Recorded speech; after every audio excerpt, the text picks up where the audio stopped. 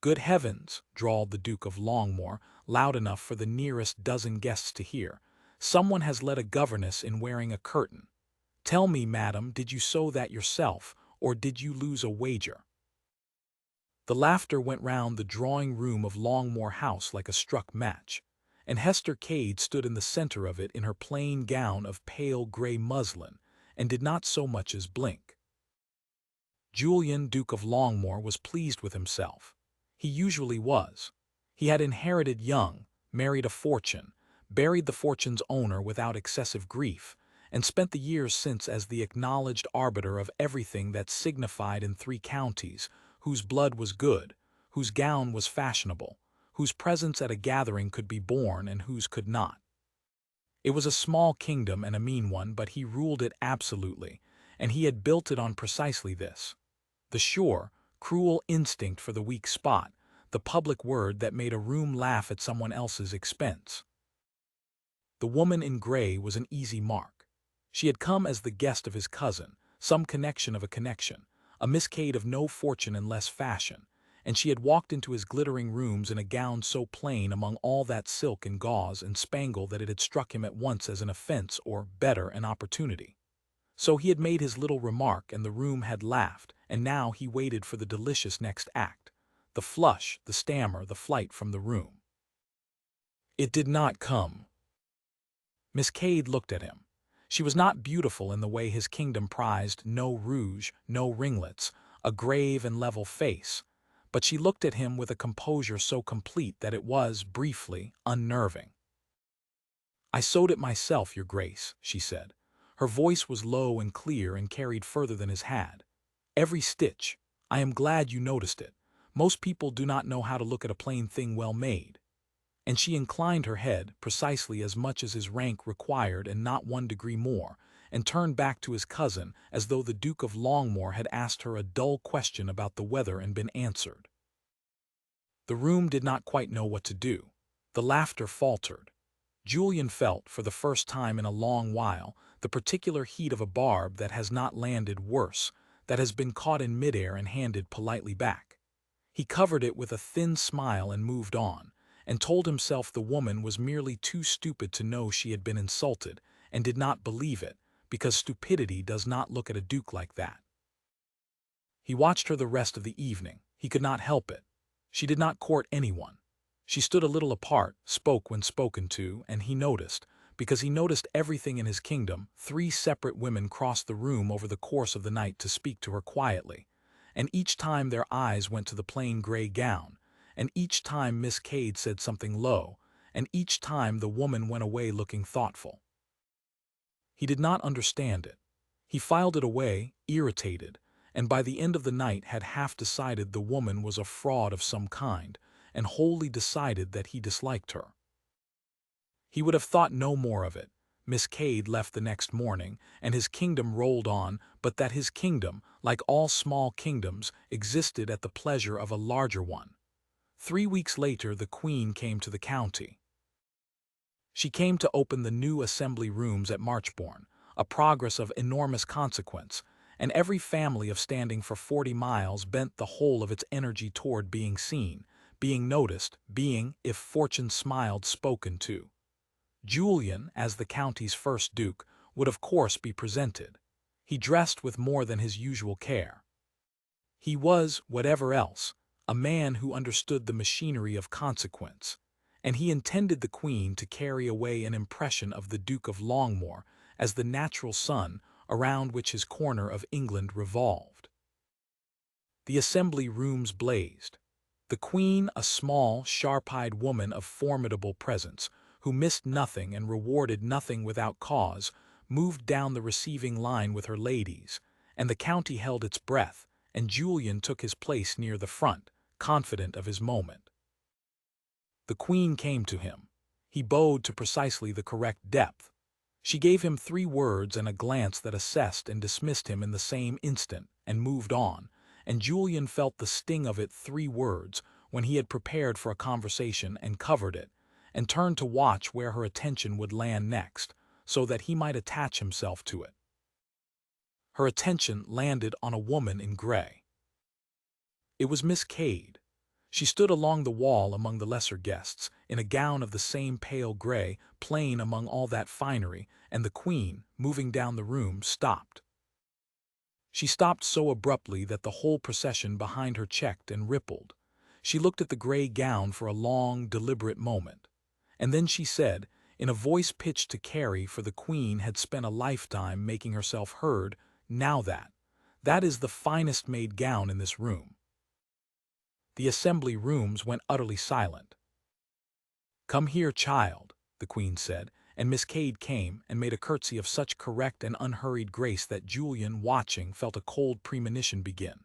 The queen walked around her once, slowly, the way a connoisseur walks around a painting. She took up a fold of the gray muslin and rubbed it between finger and thumb.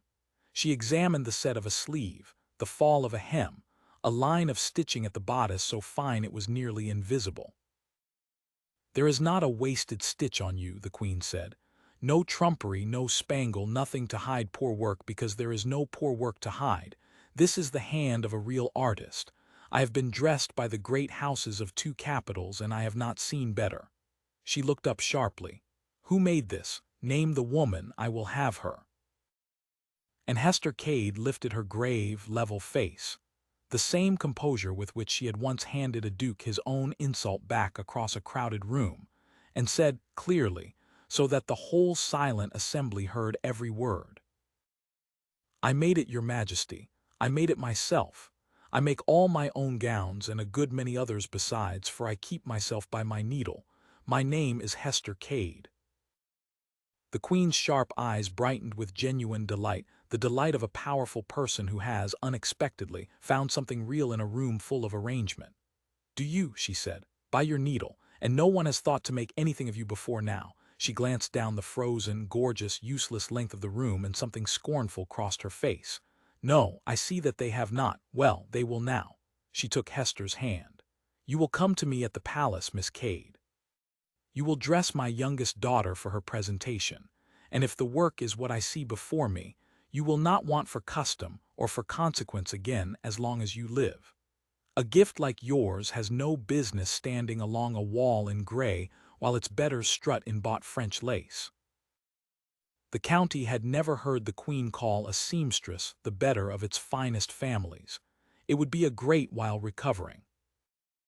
Julian stood among the silk and the spangle and the dropped jaws, and felt his small kingdom shift under his feet like sand. He looked at the woman in gray, the woman he had told a room to laugh at, the woman he had called a governess in a curtain, and he saw her, at last and too late, exactly as the queen saw her. Not plain, but pared to the essential, not poor in taste, but incapable of the false. An artist of such quiet mastery that a queen had stopped a royal progress in its tracks to touch her sleeve. He had had that woman in his own drawing-room. He had looked straight at the finest thing in the county and seen a chance to make a room laugh. The queen moved on at last, and the room slowly unfroze into a storm of whispering, and everyone who had laughed 3 weeks ago at Longmoor House was now recalling loudly that they had always thought Miss Cade a most remarkable young woman. Julian did not join them.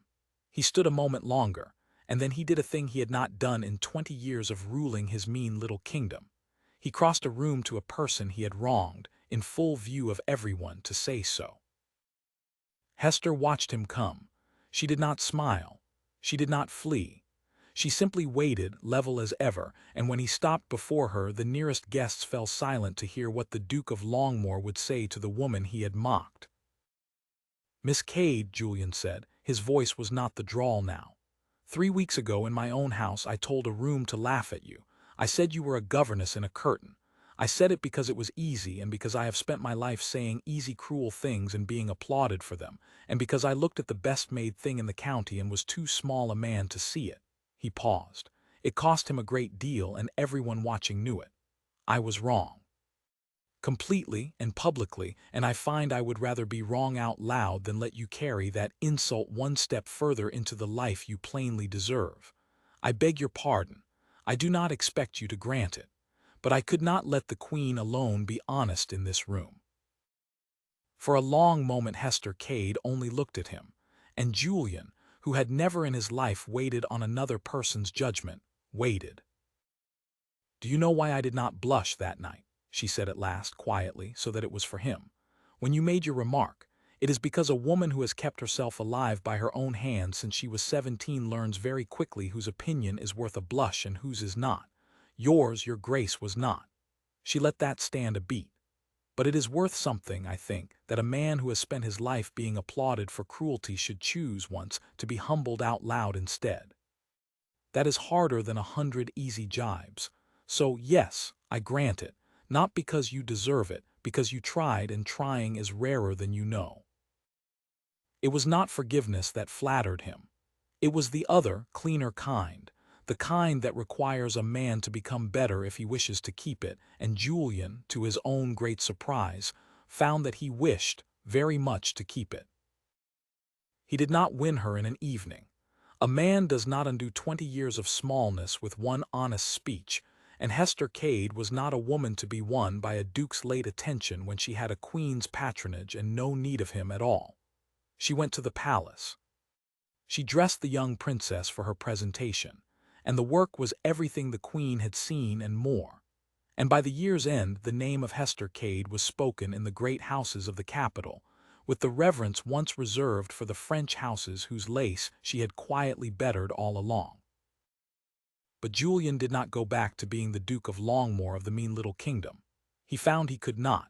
He wrote to her carefully without a single easy word, and she answered sparingly at first, then less sparingly.